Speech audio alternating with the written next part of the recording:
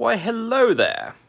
I am Julian Northbrook from DoingEnglish.com. Let's talk a little bit about a concept I call the LKC triangle. So what is the LKC triangle exactly? Well, if you've been following my stuff for a while, or if you've read my book, Master English Fast, you've almost definitely heard me talk about this.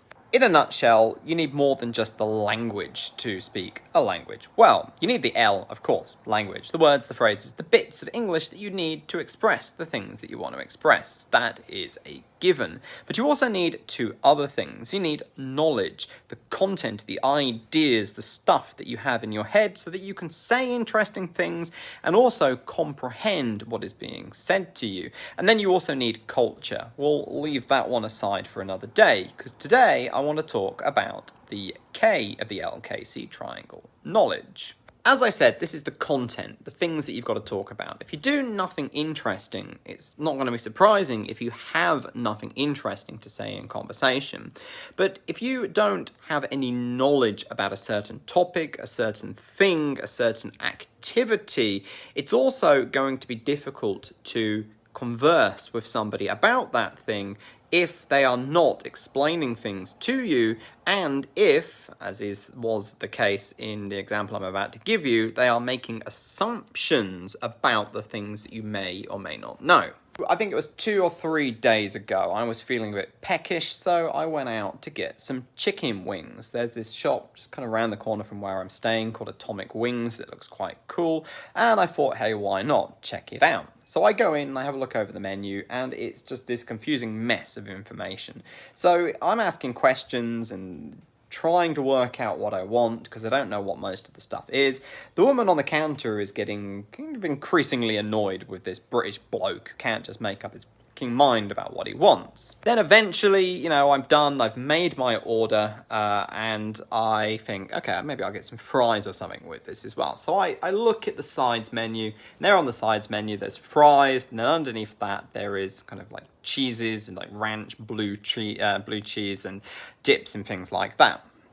So I think just the fries is fine. So I order the fries, and the woman says to me, ranch or blue cheese. That's odd, I think, because I've just seen that on the sides menu, but I've ordered fries. So I said, no, fries, please. And she said, yeah, but do you want ranch or blue cheese? So I think, okay, well, these things are together on the side menu, so therefore maybe this comes with the fries. And I don't really like blue cheese, so I just say ranch. But then she says, and now I'm kind of a little bit confused, because I'm like, what do you mean, and? So I think perhaps she's misunderstood what I've said. So I point at the menu and I say, ranch, please. I don't really like blue cheese, so I'll have the ranch. And now she looks really, really confused, and she says to me, you want 3 ranches? And I'm just thinking, like, what's going on here? What's happening with this conversation? Why would I want 3 ranch dips? Like, I'm only getting 1 lot of fries. Have I mistakenly ordered 3 sets of fries or something? And my assumption is completely based on the fact that they are there together on the menu, and therefore I'm ordering, I'm getting the dip that I want to go with my fries. But why would I end up with 3 of those? And it's just, none of this is making any sense to me. Till she stopped and explained to me, not before looking at me like I was a total idiot, that these dips go with the wings. And it kind of makes sense, because wings usually come with dips, except the wings are already cooked in sauces, so I'm kind of like a little bit surprised about this in the first place. But it was the way that she explained it to me. There was no what dip would you like with your wings. It was just this or this, ranch or blue cheese.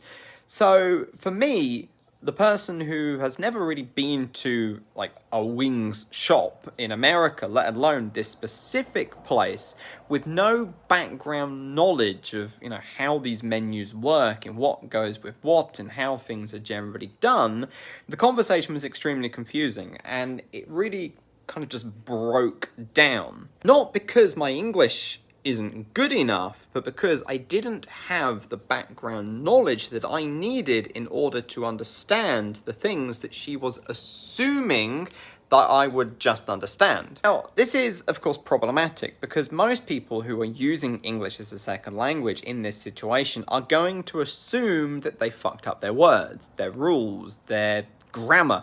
And there has been a communicative breakdown because they haven't understood something said to them because of, again, the language aspect of the LKC triangle.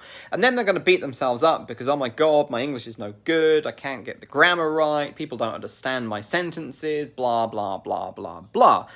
But the reality was that it was nothing to do with the L of the ALKC triangle, but all to do with the K. This is important because when you completely screw up your English, the first thing you've got to ask yourself is why?